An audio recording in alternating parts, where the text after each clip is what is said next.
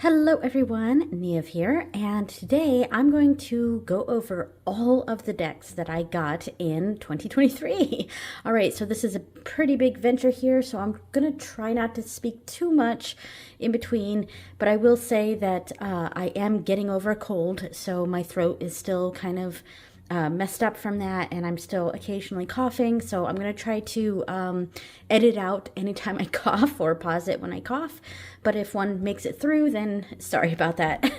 All right, so the first deck that I got in 2023 is the Yulai Tales Lenormand, and this is the bag that I made for it. Very cute.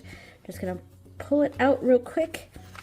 All right, so yeah, really cute deck. I'm not going to talk too much about each of these decks. Just do a little quick flip through. And yeah, and it comes with a bunch, it doesn't have a guidebook, but it has all the information in these cards. So yeah, it's a very cute deck. I got it with some holiday money, of course, and it is very holiday themed. I really like this card here for the whip. It's very holiday themed, so it's kind of designated for a certain time of the year, I guess. But I think you could kind of use this any time in the year. Nothing says you have to use this at Christmas time or holiday time or whatever. I might even use it fairly soon, even though we're coming near the end of January here. But yeah, very sweet. I like the folksy look of this deck, and I tried to pick fabric that sort of mimicked that a little bit and had a lot of these same colors in it, and I think I did a pretty good job. So that is the Yulai Tales Lenormand, and that's the first deck I got in 2023. Next up is a fun one. It is Star Trek The Animated Series Tarot, and this is a majors only deck, and so right before this, like for Yule of 2022, I had actually received the Star Trek Tarot, not the mass market TNG one, but the original series one that was independently done. Yeah, so my husband graciously got me that one for Yule or Christmas, and I did a oh man, the weather is so cold out that it's made the box swell a little bit here or get really tight. Here we go. So after the new year started, I did a walkthrough of that deck, and the creator of the deck, which I believe his name is Mark Adambaum, he reached out to me and thanked me for the review and the walkthrough and all of that. By the way, this is the bag that I made for it. And graciously sent me this deck. So I got this one for free, and it is a majors only. It is 22 cards, each one depicting a episode from the animated series, the one from the 70s. Yeah, really awesome deck. And I mean, the other Star Trek, the full deck, tarot deck is amazing and is definitely a favorite of mine. I don't use a lot of majors only decks. I think this might be my only one. Pretty sure. But I have used it before, and I kind of use it like an oracle deck, or I might use it as spread positions. Yeah, so that is the Star Trek animated series majors only tarot deck. All right. Now next up is two of the expansion packs for the Memento Mori Oracle. I already had these two, and then in 2023 I bought the general expansion and the full collection. Now I'm not going to pull out the general expansion because I believe I actually put those cards in with the main Oracle, and I took out the Lenormand part and put that in here. So I'm not going to go through that one, but I'll flip through the folk expansion pack here. And I have yet to really utilize these decks. I love them for the aesthetics, and I have ideas on how I want to use it. And I have used them here and there, but not, I haven't really used this deck very much, and I would like to. Oh, sorry, just had to pause to cough.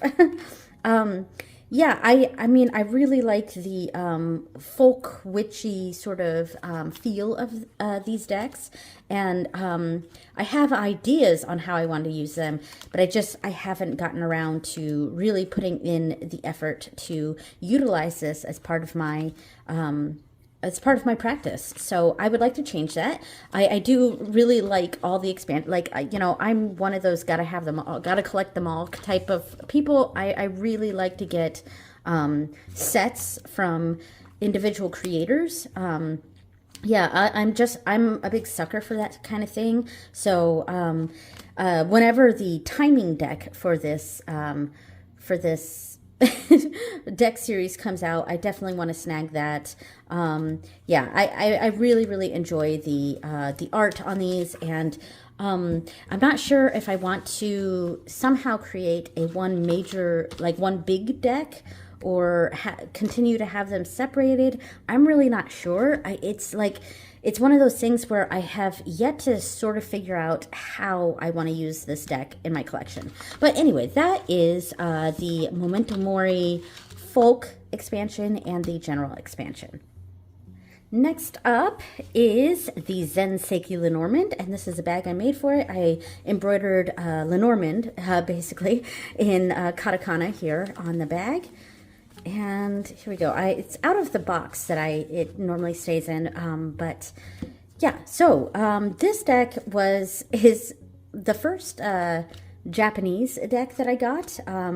If you've been following my channel at all, I've been learning Japanese for about a year now, and yeah. So I'm definitely on the lookout for Japanese decks. And this particular deck, this Lenormand, it doesn't have any Japanese on it, except for maybe that first card, because it's letter. But the PDF guidebook, let's leave it on the dog here, Inu. The PDF guidebook, which I printed out here, is all in Japanese, and also in German. German and Japanese. But just the titles, it's the title in Japanese, but also the title in German. But I really like this guidebook simply because all of the kanji has furigana on the top, and furigana is like let me see if it can focus here. There we go. It's the hiragana here above the kanji, so that you know how to pronounce it, because the hiragana is phonetic, whereas kanji, of course, is not. So I can, since I'm still learning kanji and stuff, I can't really read a lot of Japanese on its own, so it does help a lot to reading this, that there is the pronunciation above each of the kanji. So that was really cool. Yeah, this is a beautiful, beautiful deck. Let me see if I can refocus here. I think that's focusing now. I love it. I've used it quite a bit. There's a lot of Japanese decks out there, but I was really looking for ones that did not have English on them. So this doesn't have any words on them. It just has the numbers, and I could say that in Japanese, Niju-san. I could do it like that. But I like that there was no English on the cards themselves. Yeah, so anyway, that is the Zenitsu Lenormand, and there we go. Okay, so these next two I'm going to kind of do together because they kind of go together, even though I got them separately, but they are part of the same sort of set, and that is the Moon Oracle. Oh, let me move my shell out of the way here. The Moon Oracle and the Oracle of the Radiant Sun.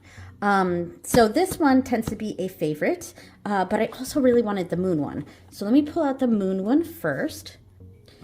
And I'm not the biggest fan of these boxes. They're too big, and but I mean, the book is really nice and big. Yeah, so again, with these decks, I haven't quite figured out how I want to use them. And we'll pull out the other deck too. And it has the same sort of thing. One thing I don't like between these two decks is that they're not the same size. And I really, really wish they were.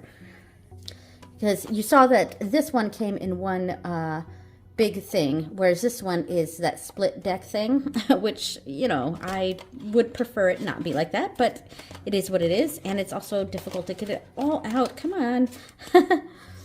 So there we go, and I think this one can go here. Oh, we're missing one. And I do keep these in order so far, for the most part, because these are not decks that I you know, shuffle around. Though I'm not sure if I did shuffle the. Yeah, okay. I fairly recently used this card, and that's why it's out of order here. But it's mostly in order. But yeah. Anyway, so I have not used these decks in a shuffle them and pull a card kind of way. And because of that, I keep them in order. And I'm going to jump ahead a bit here. Yeah, so I think this is more of a utilitarian deck, these two. They're kind of used for specific things, in my mind anyway. And again, I'm still trying to evaluate how I want to use them. And yeah, but they are really nice. I really like the art in this. It kind of has a, you know, kind of an alchemical feel to it, this kind of artwork, in my opinion. Yeah, I really like the artwork. It really, there's something that felt very, I guess, esoteric about this artwork that I really enjoyed. Whereas this one is slightly different.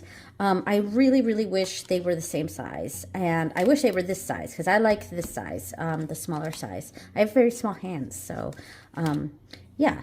I do like these decks a lot. It's just, they're, in my mind, used for very specific things, and I could try to use them more like oracles, but I haven't. And doing astrological and alchemical studies and things like that is definitely something that's on my list of things to study and do. But yeah, there's a million things on my list, and yeah, so there we go. There is the Oracle of the Radiant Sun and the Moon Oracle. All right, so next up is the High Desert Oracle, and I found this on Etsy, and it was not expensive. I can't remember exactly how much it cost, but it was around $20, so it was pretty cheap, and that's US dollars there. This is the bag that I made for it. Very nice. I like the fabric there. Yeah, so what drew me to this deck was the fact that I'm actually from the high desert. I currently live in New England. Yeah, but I'm originally from the high desert in Southern California. Now this deck actually takes place in Colorado and New Mexico. That's kind of where the images are taken from. But it's the high desert is the high desert, and this deck really speaks to me in that sense. It reminds me of home. These are I'm from the desert. I'm from 29 Palms, California, which is the desert, and it is the high desert, the Mojave Desert. So a lot of this is super familiar to me. Not so much the bears. That's a little bit more Colorado there, but yeah, there's some things that are, you know, not quite regional to where I grew up, but the high desert nature of this definitely appealed to me. And, you know, it was a really cheap deck. And I like, it's more, I don't want to say it's an affirmation style deck, because it's not really. Yeah, there we go. So each one has a keyword at the top, and it's got a little paragraph here. So like this one, let me see if I can bring this up. This one says, pay close attention to your dreams and intuition. You will be receiving helpful advice soon. Sorry about that noise. Listen to that gut feeling, idea, or thought that pops into your head. Your intuition is a guidance system that will improve with use. So, I mean, you know, I like the messages in here. Normally I wouldn't care much for something like this where it's got a full paragraph on each card, but for some reason for this one I don't mind it, and I have had nice readings with this. This is definitely the kind of deck where I would really only want to pull one card and then have a separate reading around that one card. You could potentially use these as spread positions. I'm not sure. Now, I have enjoyed using this. I think I used it before with the the Pacific Northwest Tarot, which is funny because those are two different ecosystems there. But I think I have used it with that, and it looked nice. And there were other decks that I used this with. I can't remember off the top of my head. But yeah, this is a really nice deck, and I've been very happy with it. So that is the High Desert Oracle. Next up has been one of my favorites for 2023, and that is the Pulp Tarot. And here's the bag that I made for it. Yeah, I really love this deck. If you've seen my top decks of 2023, I think that's what that video is called. I can't exactly remember the title of that video, but spoiler alert, this one's pretty high up there. So yeah, oops, hello. Just dropping the cards. I really enjoy this deck. I just love the art in this is super cool, and I'm definitely drawn to this. And I don't even mind that a lot of there's some misprints here going on where it's not quite perfectly lined up. Yeah, and honestly, I don't mind that. In a weird sort of way, it kind of adds to the charm of this deck. See, this one's off center as well. It's a lot of the cups and the wands I've noticed in this deck. And I think it's just my copy, but I haven't seen anyone else complain about their printing being off center, and mine is off center on most of them. This cups card is fine, but oh, see, and here's a wands and the Queen of Wands, my significator card. But I really don't mind it. But I really love the I don't know, the old kind of 1940s pulp magazine sort of feeling to these cards, 1950s even. It's pulp fiction, not the movie, of course, but like that genre, that the media of pulp magazine style art. It's very pinup too. This is a deck that I have found that I really enjoy for like sensual readings, but like it almost has a more raw sexuality to it, or even kind of masculine, you know, even a sort of masculine sexual energy. That I don't know. I'm really drawn to it. I really like it. This creator did come out with another deck. I think it's called the Horror Tarot, and it's the same sort of imagery, but it's kind of like B-movie horror genre, and which also looks really cool. But honestly, I'm happy with this one, that I don't feel the need to get that one. So anyway, so that is the Pulp Tarot, and that is one of the decks that I got in 2023. Okay, I'm going to try to go a little faster here. And next up is the Lord of the Rings Tarot. Yeah, so this one I got because, well, one, I wanted it. I really enjoy this like woodcut art, and ooh, man, it is, my boxes are all sticking. Yeah, so I really don't like this thing. I wish it was an actual book, but you know, whatever. So yeah, this is one of those Insight Editions decks. So it is a pip deck, but honestly, I do not mind it. And by the way, this is my favorite bag that I've made of 2023, which I talk about in a recent video. Yeah, I really wanted this deck. It was on my list, but I was in no rush to get it because it is mass market. However, it keeps going on like major sale on Amazon, and I don't know if it's just Amazon. Let me make sure this stays focused here.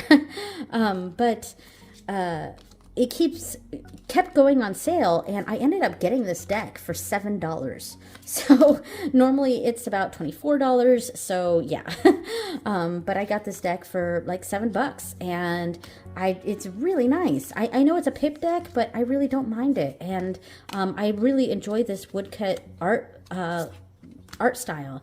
And I do have the other decks from this sort of style on my wish list, which is the Labyrinth Tarot and the Dark Crystal Tarot.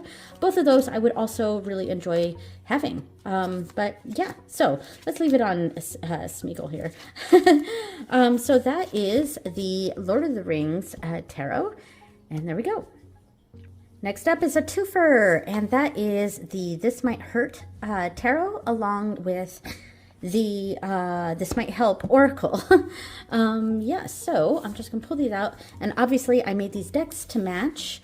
I use all the same fabric, just like reversed. So I'm just gonna kind of open these to show the difference here. So this same fabric I used here and here, and then this like dark silver here and on the inside, and then I use that dark silver here, and then the blue and yellow here for the design. Yeah, so anyway, let me just pull all these out. Oh, and of course the ribbons are opposite too. These ribbons are light blue, whereas these ones are the silver. All right, so I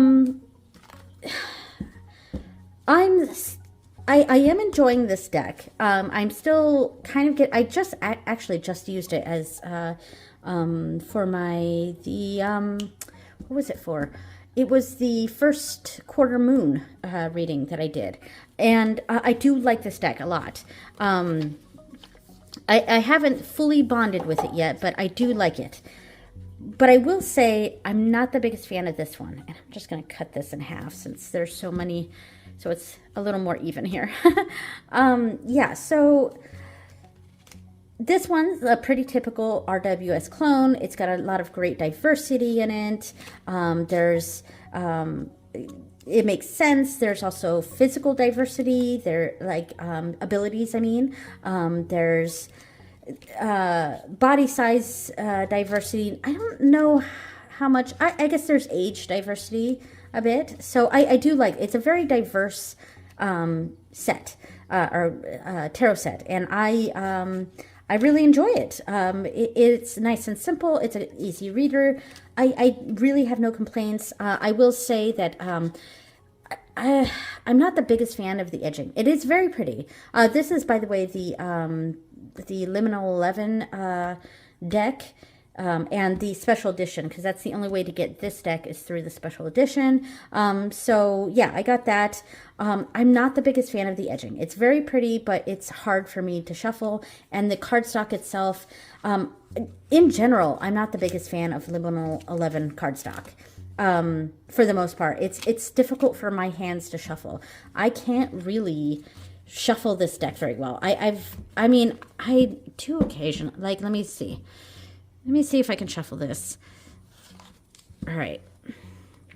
It's already a bit of a stretch to get my hands around these. And they're typical tarot size, but see, and it clumps. I can't, look at that. That's big time clumping. I can't really bridge that. I just cannot really shuffle this deck very well. So that's, like, I really enjoy this deck. I just have some usability issues with it. And that's basically it. I have some usability issues with this deck. This deck, however, I've only done a couple readings with it, and the readings I've done with it, I have not enjoyed. So this is a deck that I'm going to sort of tackle this year and see if, or I hope to tackle it this year and see if there's any way I can really give this deck its fair shot here. Yeah, because I want to like this deck. It's just, I just have some issues with it. So yeah, and I just haven't quite found how I want to use this deck in my practice. So there we go. That is the This Might Hurt Tarot and the This Might Help Oracle. So in that same vein, we also have this double set.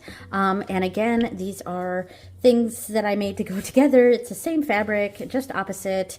And yeah, so this is, let me pull this out, the Citadel Oracle and the accompanying deck here, which is, I think, the deck of emblems.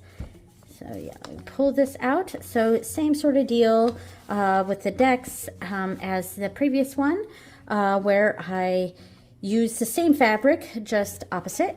And I did keep the same ribbons and ribbon around here, so that's the same. Yeah, and similar embroideries. All right, so so I actually really enjoyed this deck. I had some like minor, oops, does not want to open. I had some minor issues with this in the sense that I actually have the original version of the Citadel Oracle. I'm going to just cut this in half so it's about even. I have the original version that you got in the limited edition for the Seed and Sickle, I believe. Yeah, and so I don't know. I think I'm really glad to have a better version of that deck, but I guess I had some issues around the fact that I paid so much money for that special edition, and now I feel like I sort of needed to spend money again to get the better version. And now I have a deck that, sorry, I had to pause to cough. And now I have, the smaller deck that I'm not quite sure how to use anymore because it's a lot of the same cards that are in here, but this has more cards. Yeah, it's kind of a newer, updated version, I guess. So I'm not quite sure how I want to use the old deck now. But yeah, I mean, that was honestly my only, I guess, gripe with this deck was that issue. But it's not really an issue. But anyway, I do really like the size of this. I like it's very unique, and I also enjoy that both of these decks are the same size, so you can use them together. Yeah, I enjoy that. So I think the production on this was fantastic. I have not used these decks a lot this year, but I would like to remedy that, and I'm very inspired to use these decks. So yeah, so that is the Citadel Oracle and the deck of emblems. Okay, so this next one is the big box set of the Green Glyphs Tarot, Oracle, Lenormand, and the rune set. I'm not going to pull out the entire box because, yeah, this video is already half an hour long. So I just pulled out the runes one because I hardly ever go through this one, and it's also cool to show off that it comes with some rune dice. So I'll go through this one. Yeah, so I am really happy for this deck or this whole box set. The runes set is not something I'm super into. I would have preferred it being OM, just because that's what my personal practice consists of. But I'm just fine. Like I do still think I'll use these rune cards eventually. Yeah, but I've used the Tarot and the Oracle and even the Lenormand several times throughout the year. So it's definitely one of the sets or one of the decks that have been in my favorites for the year. Yeah, I was really looking forward to this whole box set, and quite frankly, I'm not going to talk too much about this because this video is already half an hour long. So yeah, that is the Green Glyphs entire box set. That was 4 decks. All right.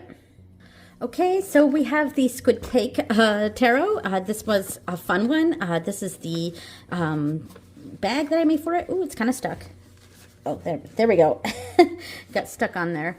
All right. Yeah, I really enjoyed the bag that I made for it. It's super fun. The inside is like these strawberries. And I really went with the strawberry and snail sort of theme because there were a few of those. There's a snail on the cover here, and I saw some strawberries throughout the deck. So I just you know, that was the inspiration. This is a super cute deck, and I actually am planning on using this one next week, I think, for my nightly reader. That's what's in the schedule anyway. Very cute, very small. A poor little mini deck here. It is Marseille, so it's Marseille style. And Marseille is something that I am not well versed on. I'm more of an RWS kind of girl, you know, Rider-Waite Smith. That's just what I'm really what I'm more well versed in. And see, here's some strawberries. Was the inspiration for the bag. Yeah, super, super cute deck. And one of the things on my list is to do a Marseille study, and I now have 2 Marseille specific decks, though I think I kind of have 3 in total, because the Tattoo Tarot is also can also be used as a Marseille, I think. So I do have 3 Marseille decks, but I'm not very well versed on the Marseille system. So I am hoping I can do a Marseille study this year, but it may have to be next year because I do have a lot of things planned this year. So anyway, that is the Squid Cake Tarot, and there we go. All right, for a rather spiritual deck here, we have the Guardian Tarot, which is a very interesting deck. Yeah, here's the bag that I made for it with kind of the skull pattern and the tree, the willow tree here. Yeah, so this is a very interesting deck. It's not for everyone, and I think it's got the kind of imagery that I think would be kind of freaky for a lot of people, honestly, because these creatures have like no eyes.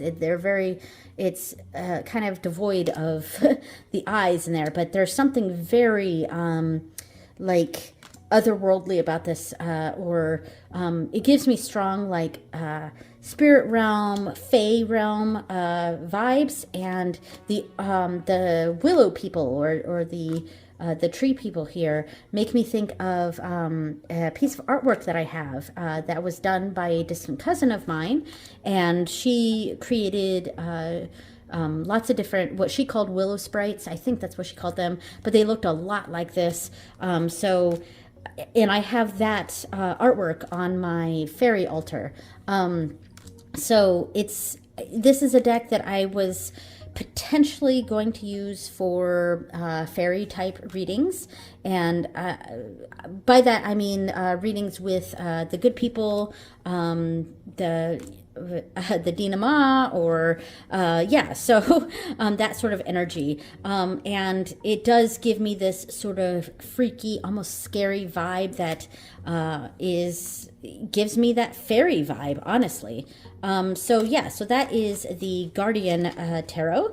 Definitely not a deck for the faint of heart or for everyone. It's kind of a bit of a creepy one, but there we go. Okay, and then we have the Star Codes Astral Oracle, pretty similar to the Radiant Sun and the Moon decks, in that this is not necessarily a deck that I shuffle and pull a card from, even though this is completely out of order right now. But yeah, this is a deck that I kind of pull specific cards for specific readings, and I'd like to use this a bit more as an oracle maybe, but so far I have just kind of pulled these for just specific astrological things. So yeah, but the artwork on this is absolutely fantastic. It's definitely my most beautiful astrological deck. I really love the black and white with the rainbow sort of energy here. It's super pretty, and I'm trying to, can't quite tell if this is in focus or not, but yeah, anyway, yeah, it is a really, really beautiful deck, and I really would like to get more involved in astrology and do more astrological types of readings here, and use these kinds of decks in that sort of way, in astrological readings of some sort. And I don't know if that means using these as oracle cards, so shuffling and pulling cards, or using it as a study, or just like I've been using it as just pulling out specific cards for specific purposes and using it that way. Ooh, look how pretty that one is. So yeah, that is the Star Codes Astral Oracle, and there we go. Okay, next up is the Urban Crow Oracle. Really nice deck. I got this to kind of go with my Urban Crow Tarot. Or, I mean, not Urban Crow Tarot, the Crow Tarot. But the Crow Tarot I use specifically for the goddess on Morrigan. But, you know, and I wasn't planning on having this one specifically before on Morrigan. I kind of thought I'd use this one as general use. And that's kind of how I've used it. I haven't used it a lot, but we're getting to the point where it's like halfway through the year. So, yeah, this is a deck that I haven't used a lot, but I have used. And I do hope to use more of it this year. Yeah, and I like the keywords on here. They're very succinct. Just very direct. Well, this is direction, but you know, direct. And it's the type of keywords that it's just got a very clear meaning, and then we can look at this upheaval word and then look at the images, what the image portrays here. Really cannot tell if this is in focus or not, but anyway. And we can see that the nest has been knocked over. There's another nest being knocked over. There's a bunch of nests being knocked over, and the birds are just flying everywhere. And there's lots of different ways you can read it, and depending on the context of the reading, it could be a positive or a negative thing. And yeah, but I don't know. It's the type of the keywords along with the images just fit so well, and I think this is a very usable deck. It's very practical and usable. Yeah, so I really like this one. All right, so that is the Urban Crow Oracle, and there we go. Next up is the Midnight Magic tarot deck of mushrooms, and I believe this was a birthday present from my sister-in-law, if I remember correctly. Which, you know, if this was on my list, it's a really cool deck. Mushrooms are definitely something that is a thing in our family, so yeah, and you know, I really, really enjoy this deck because of how beautiful it is, and the artwork is stunning, and it looks so good with like almost every deck that I have. I used this recently for a Ganesha reading. I think it was my new moon reading with Ganesha, and I use this deck along with the Whispers of Lord Ganesha, which you'll see later. And those, they look gorgeous together, and I've paired this with other decks, and I don't know, there's something about the simplicity of this where it's mostly black, but it's got these pops of color, and then the mushrooms itself and the other things in the imagery that really pop. So aesthetically, this is a gorgeous, gorgeous deck. As far as usability goes, I'm still a little on the fence about it. I've used it quite a bit, actually. But I found that I'm having a hard time getting intuitive hits based off of the imagery, and instead I end up just kind of using my rote knowledge of RWS and, sorry, I had to pause to cough, and using my rote memory of the RWS to kind of come up with the meaning of the reading. So I mean, obviously, if I'm doing it that way, it's still usable, and it is very aesthetic, but I'm just having a hard time connecting with the images themselves. So I'd like to maybe do a sort of deep dive or something, or study of this deck and sort of understand the imagery and what's being portrayed here. And yeah, so we'll leave it on this beautiful, beautiful Emperor card. And there we go. That is the Midnight Magic tarot deck of mushrooms. Okay, so the next one is the Spreadcrafters Oracle plus the 2 expansions. I'm not going to even open these. Yeah, so I've been using them recently. Really great. This used to be called the Spread Machine. My husband got this set for me for my birthday, and I'm really excited. And I've been using it a lot. And my birthday's in October, by the way, so we can kind of get an idea of when these decks came into my collection. So Yeah, and I've really enjoyed them. I've used these two the most.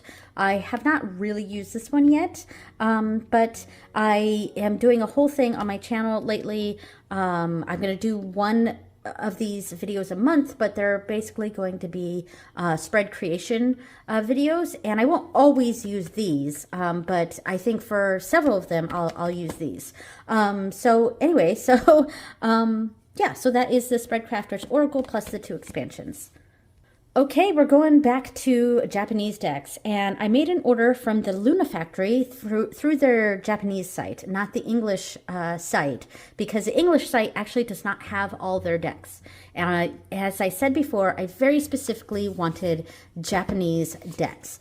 So there is English on these, on the boxes here, but the decks themselves are mostly in Japanese. So we have the Beginner's Tarot Luna's Bear edition. And I specifically got this edition, the Beginner's Tarot, because there's Japanese on the cards.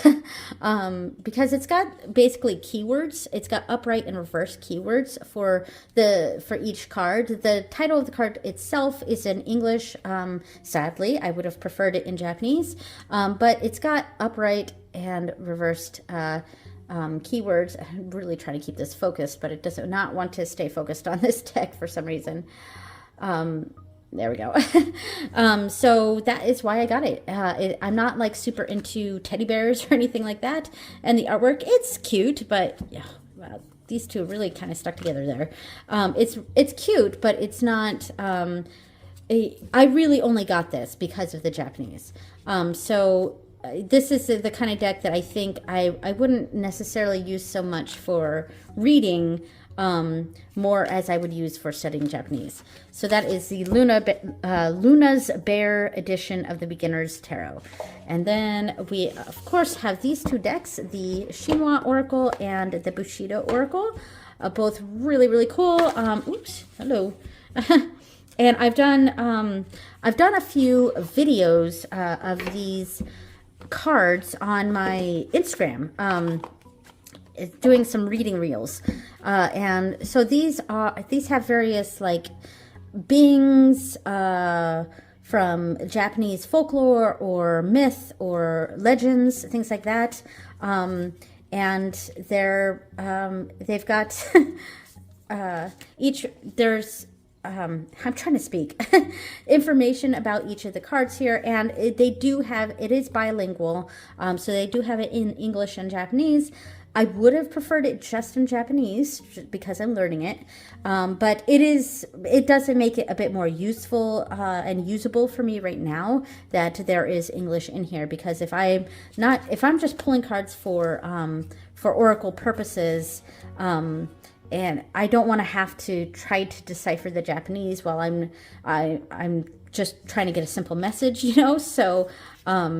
so it is helpful in that regard. It makes it a bit more usable, but as a learning Japanese tool, I do sort of wish it was all in Japanese. But the artwork is pretty beautiful. This one, I feel like this one has a bit more of a masculine vibe to it, the Bushido Oracle, whereas the Shinwa Oracle has, in my mind, a bit more of a feminine kind of artwork to it. But yeah, so that is the Bushido Oracle and the Shinwa Oracle. All right, last 3 decks. These are the ones for Christmas. So I'm going to go over these briefly because I just had a full video on these 3 decks on my channel. It's the decks I got for Yule. So yeah, we've got the Eldritch Overload Tarot. My husband got this for me for Yule, and I'm super excited about it. Love it. I've already used it a few times. Yeah, it's stunningly beautiful.